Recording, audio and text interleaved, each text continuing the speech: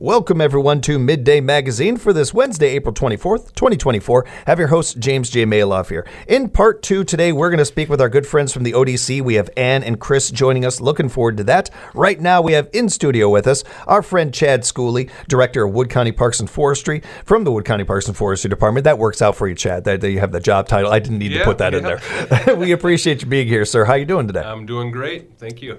Good to have you with us, Chad. We send a big thank you to you and your team over there and all the work you guys do in our parks and in our area and covering so many of these subjects, and looking forward to diving into some of this with you today. Let's kick things off with what means spring and summer to a lot of us, our parks opening. Yes, absolutely. So May 1st is the big day every year. That's when we officially open a lot of our gates. Our campgrounds are open. Shelters are available for rental, things like that. So just around the corner next Wednesday is when our campground gates are open and we start seeing all the trailers come in. So what do you and your team have to do to prepare for that, Chad? Oh man, our maintenance staff, they're busy year round, but just getting things neat, clean, tidy. Most of our buildings are just seasonal, right? So that means getting them plumbed for the season, water tests. Think about your yard, in the springtime, what type of spring cleanup you have, and then multiply that by a lot. Yeah. As far as just the acreage that needs to be cleaned up. So it's a lot of work, but they do a great job. How big is your team? It doesn't have to be an exact number, but around a ballpark idea. Yeah, so we have approximately 15 full-time employees, and then right around end of May, we start bringing on some seasonal workers. And so at the maximum, we have about an additional 10 seasonal in the summer months. It's a lot of parks. There's a lot of land to cover with you for a small group, and I just appreciate the work that's done by those people to be able to make that happen so that we can enjoy our parks and everything. It's a note that we don't always get a chance to reference. Are there other things that you tried to do in the early part of the season when these camps are first opening, when these parks are first opening? Yeah. So. Just like anything, we're not at 100% May 1st. We get everything, like I said, facilities open, campsites usable, things like that. But over the next month, we're still cleaning up, limbs and mulching. We had a really heavy pine cone drop this year, so just you don't think about that all the time, but just clean up of that material so you're not continuously throwing those around with your lawnmowers, things like that. Yeah. So early season really is just continuing to get things cleaned up and looking nice.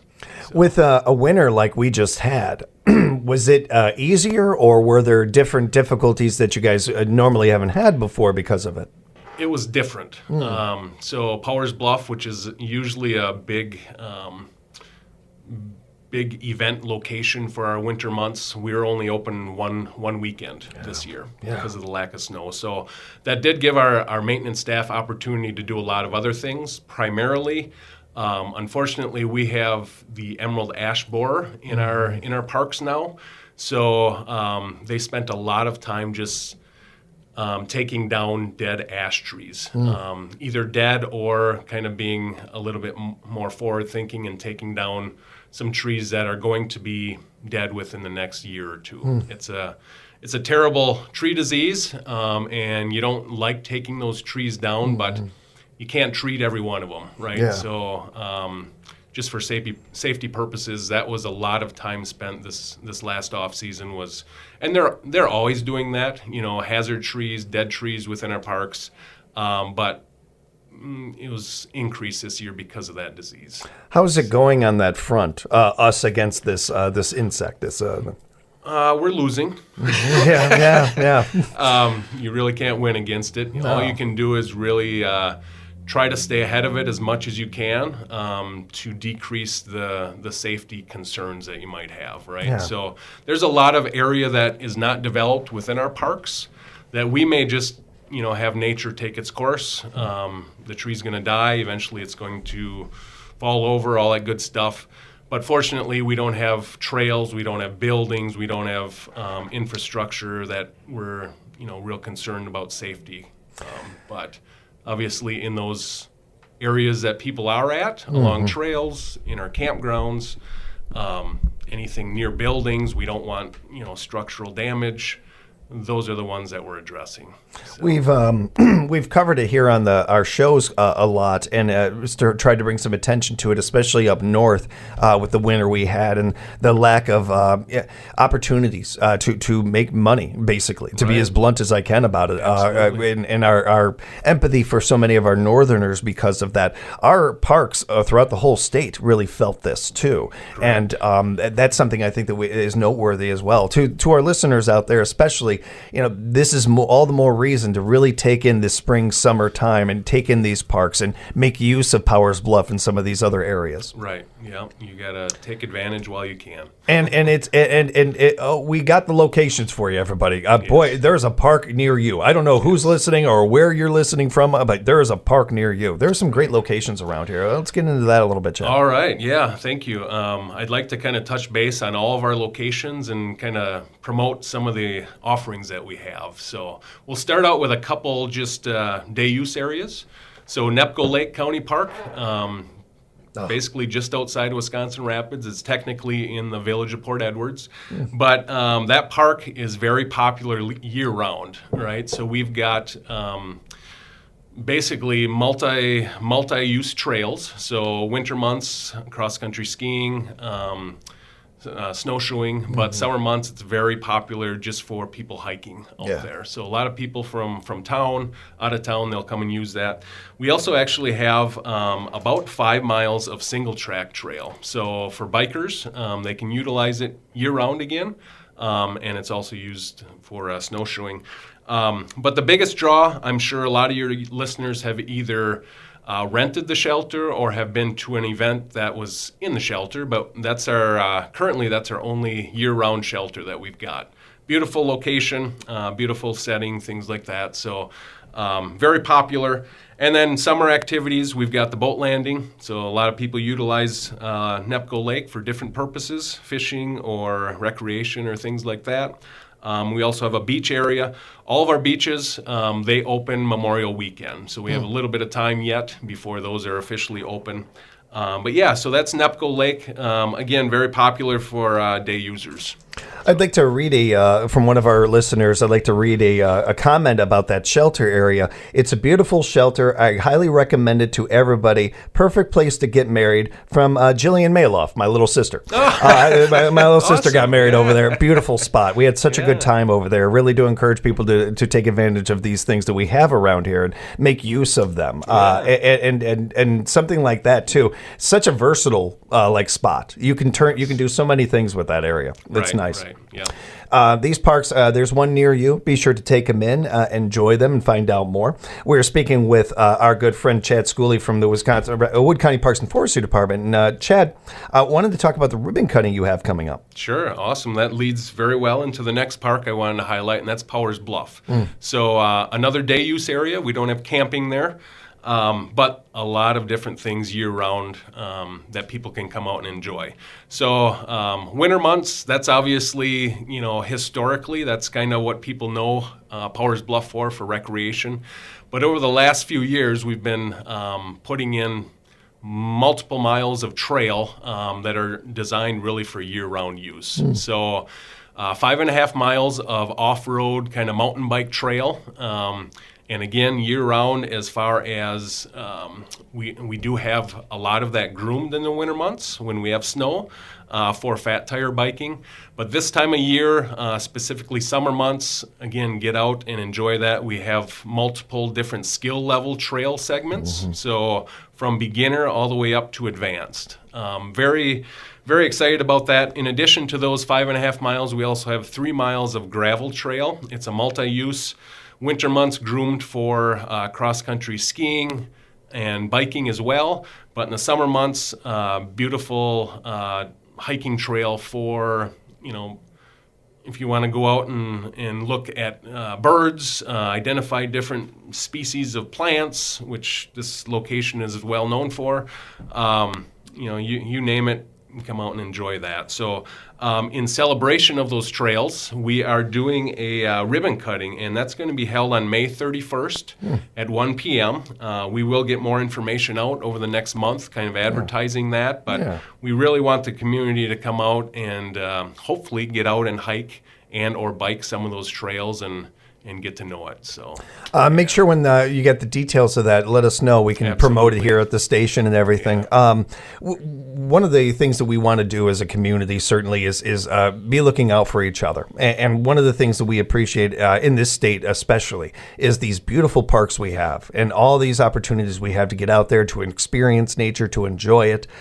We know how hard the winter months were. Let's really make use of these summer months and spring and summer months and show our parks, show the people that work at our parks how much we appreciate them and how much we love having these parks by using them. Right. That ribbon cutting is going to be a fun event. Looking forward to that. And all summer long, we've got such great opportunities for people. We've only really scratched the surface, Chad. There is certainly, as you mentioned, boat landings and plenty to do there. There's disc golfing. That there are things available for that. There's camping, of course, as well. Most of these things involve a pass or reaching out to find out more about it. So what are some details that people should know as far as these passes go when you're getting something for disc golf or boat launching parking pass or any of these kind of things that you might need? Sure. So it really is a combination of, there are fee areas and there's free areas. So basically, summer months, if you're out hiking on any of our multi-use trails, there's no fee to that. So get out, get some exercise, enjoy nature. But there are some more intensively used trails and intensively maintained trails. One of those being the new single-track bike trail at Powers Bluff. So year-round, there is a fee associated with that. Similar, and it's basically the same pass. So if you were to purchase an annual pass, that would also be good for cross-country skiing and snowshoeing in the winter months. So it's kind of a year-round thing. So in the summer months, that's basically trail-wise, that's the only fee that we've got. Winter months, when we do have groomed trails, those also have associated fees for cross-country skiing, fat tire biking, and snowshoeing on groomed trails. So that kind of takes care of the trail portion. Obviously camping. So if you go into one of our three basically larger park locations, Southwood County Park, Northwood County Park, Dexter, those all have campgrounds, and obviously there is a per night fee for that. A few years ago, we went away from any on-site self-registration. So that meant, filling out a form, putting a check or cash in that and dropping it in the drop box. We no longer allow that. Everything is basically through our online reservation service now. What's nice about that is you can, same day, you can still do the same thing, go out, find a site that you like, go onto that reservation system, and that will verify, what sites are open, and you can essentially make that reservation right from your smartphone. In addition, if you don't have a smartphone, if you don't want to use that, you can come into our office during open hours, or you can contact the ranger out on site, and they can assist you. We've got a tablet out there, and they can kind of walk you through that process. So there's a fee for camping. In addition, so we have multiple shelter buildings. And those, some of those, the open shelters are on a first come, first serve, or they can be reserved, right? So if you have an event that you want to make sure you have, the grill, the picnic tables, all that good stuff, again, you can either call our office, we can do that over the phone, or you can go right on that same reservation site and make it. Both camping and shelters can be reserved up to 12 months in advance. So, believe it or not, most of our, if not all of our Saturdays in several of our parks, they're already taken for the season. I believe it, So Memorial through Labor Day. Very popular. And typically those are reserved right on the dot, 12 months in advance, a lot of them right at midnight. Right. So midnight, 12 months in advance, you can go on and hopefully get your shelter reservation at that time. So it really speaks to how popular these are and how much they're not only how versatile they are and how much they're being used, but how much fun people have with them. So much of this comes from word of mouth. And hey, I enjoyed this, or like my sister mentioned, when I told her I was going to be on the air with you and stuff, and she's like, oh, make sure to mention this. And awesome. So much of it is word of mouth and recommendations. And I bring that up in part to remind everybody out there, you can be an advertiser for our parks and forestry departments. We all know word of mouth goes so far, and encourage people to spread word about these. Even when you're out of town and you're in another area or another part of the state or another state, make sure to mention and reference our parks and how beautiful they are over in this area. I do want to take a moment to shout out our friends at Wisconsin Rapids Community Media, the gang over there. Appreciate all the work that they do. Encourage you to subscribe to their YouTube page. In part, I bring them up because they're always privy to some of these things that I share with just our guest. So this is just between all of us and everything. But I've never been camping. I've never been camping. I've been wanting to do it since I was a kid. I've never had an opportunity to. For people like myself that want to dive into this and want to give camping a try and all that, are there a couple of things that you should know right out the gate? Certainly making your reservation early on. Yep, so that would be the first thing. For people that are first jumping into camping, there's all different levels of camping, right? So, and I'm asking a real basics version. I didn't mean to throw a big one at you there. How much time do we have? But just a few basics, I would say, yes, jump on reservations if there's a certain site. I always advise people that are new to the area, drive through our parks first, right? You'll have some waterfront sites. You'll have some that are a little bit more remote. So it depends on what type, what are you looking for? I didn't even think of that. Oh, yeah, of course, even within our 3 campgrounds, they're very unique, right? Lake Wazeecha or Southwood County Park, a little closer to town, a lot of day users, a lot of walkers going around the lake. And then you have Dexter and Northwood County Park, a lot more remote, just the tree cover, the type of, Northwood County Park, heavy soils, just lush, nonstop growing grass. Southwood County Park, sandy soils. Last year, I think we didn't mow much, right? So just very different look, feel. So I guess my biggest recommendation is go and visit first. See which one you like, and then kind of pursue different options. It's a great note. I wouldn't have thought of that. That's a really good note about that.